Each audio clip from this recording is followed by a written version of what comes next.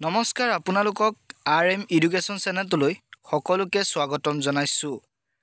আপোনালোকৰ বাবে বহুতেই ভাল খবৰ। সেয়ে আপোনালোকে ভিডিওটো স্কিপ নকৰিব। ADRE গ্ৰেড 4 আৰু গ্ৰেড 3 আকৌ নতুন চাকৰি খবৰ আহি গ'ল।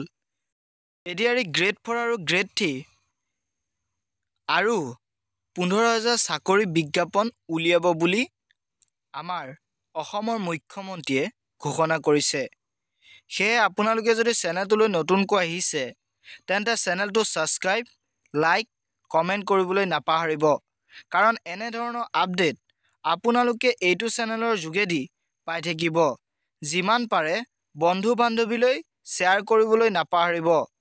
দেৰি নকৰি আমি ভিডিওটো আৰম্ভ কৰোঁ। প্ৰথম কথাটো হৈছে যে বহুতৰ মনত হয়তো প্ৰশ্ন উদয় হ'ব পাৰে যে 2025 বৰ্ষত আকৌ ADRE গ্ৰেড 4 বা গ্ৰেড 3 আকৌ 15,000 চাকৰি বিজ্ঞাপন উলিয়াব নে নুলিয়াই। সেই ওপৰত বহুতৰ মনত হয়তো প্ৰশ্ন উদয় হৈ আছে। সেয়ে আজি ভিডিওটোৰ যোগেদি আপোনালোকক সবিশেষ এই ভিডিওটোৰ যোগেদি আপোনালোকে সবিশেষ গম পাব। আৰু ভিডিওটো স্কিপ নকৰিব, ভিডিওটো শেষলৈকে চাব বুলি আশা থাকিল।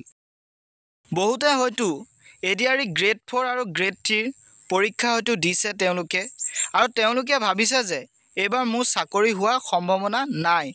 হয়তো মোৰ পৰীক্ষা বেয়া হৈ গ'ল আৰু মই এতিয়া কৰিম কি? তেওঁলোকৰ বাবে চিন্তা কৰিবলৈ প্ৰয়োজন নাই। আকৌ ভেকেন্সি ওলাব 2025 বৰ্ষত। আপোনালোকে খালি পঢ়া-শুনা আৰম্ভ কৰক। আৰু অসমৰ মুখ্যমন্ত্ৰীয়ে কি কৈছিল আপোনালোকে সবিশেষ গম পাব এইটো ভিডিওত। আৰু যিসকলে হয়তো ভাবিছে যে ADRE গ্ৰেড 4ত হয়তো মোৰ এবাৰ ৰিজাল্ট নাহিব পাৰে আৰু গ্ৰেড 3টো ৰিজাল্ট নাহিব পাৰে, আপোনালোকে চিন্তা কৰিবলৈ প্ৰয়োজন নাই। আকৌ ADRE গ্ৰেড 4 আৰু গ্ৰেড 3 নতুন ভেকেন্সি ওলাবলৈ গৈ আছে 2025 বৰ্ষত। আপোনালোকে খালি পঢ়া-শুনা আৰম্ভ কৰক। অসমৰ মুখ্যমন্ত্ৰীয়ে কি কৈছিল আপোনালোকে শুনি লওক। দুটা পৰীক্ষাৰ ৰিজাল্ট ফেব্ৰুৱাৰী মাহত আমি দুইটা পৰীক্ষাৰ ৰিজাল্ট একেলগে আমি দিব পাৰোঁ। ADRE আমি কৈছোঁ না 10 মে'ত আমি নিযুক্তি দিম। তাৰ আগত আমি নকৰোঁৱে। আমাৰ প্লেনিংটোৱে হ'ল যে 10 মে'ত আমি 35,000 চাকৰি আমি দিম। এডুকেশ্যন ডিপাৰ্টমেণ্ট, পুলিচ, গতিকে ADRE ইয়াৰ পিছত ADRE এটা অৰেলো আছে। এটা পষ্টৰ বিপৰীতে 2জন পাছ কৰিব। গতিকে তাৰ পিছত তেওঁলোকৰ এটা মৌখিক পৰীক্ষাও আছে, স্কিলো আছে। গতিকে গোটেই প্ৰক্ৰিয়াটো কৰোঁতে আমি 10 মে'লৈকে লৈ যাব খুজিছোঁ, যাতে 10 মে'ত গভৰ্ণমেণ্টৰ 4ৰ্থ বছৰ হওঁতে আমি 30-35,000 আৰু চাকৰি দিব পাৰোঁ। আৰু প্ৰতিশ্ৰুতি মতে আৰু 15,000 পদ আমি তেতিয়া বিজ্ঞাপনো মুকলি কৰি দিম।